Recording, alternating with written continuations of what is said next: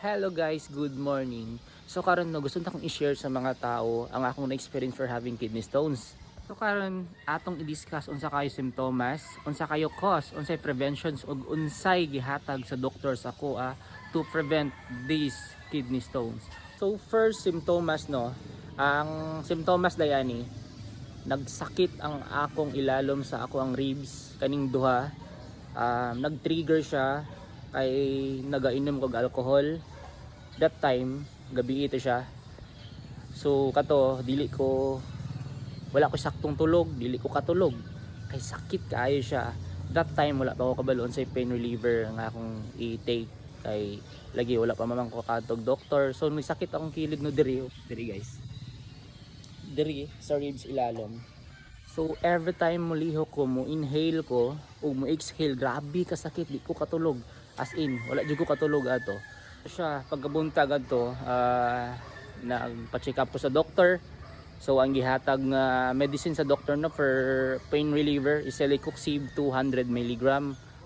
Every time nga magsakit ang imong kilid, so mag-take ka ato. So kung dili ra pud siya magsakit no kay makadaot magdbud ng kuan pain reliever sa ato o kuan kaning dili siya proper use.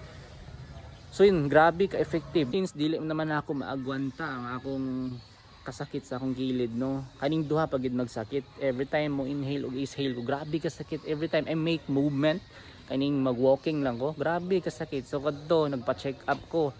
So naghatag ang doktor sa ako for pain reliever Celecoxib 200 mg.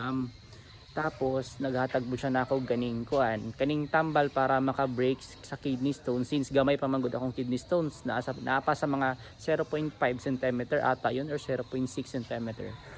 So kana nga kidney stones no, gamay pa man siya, pwede pa na siya ma-dissolve sa medicine no nga gihatag sa doktor, which is potassium citrate. Potassium citrate ang gihatag sa kuha, 2 times a day na ako i-take.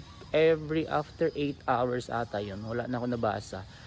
So yun, ang pain reliever para lang to siya sa kuan kaning every time magsakit ang imong gilid, kay that's very bad kung wala siya sa proper use. Bisag wata ka ba mo take di ka og pain reliever bisag wala nagsakit, di ba? So we have to be careful with that.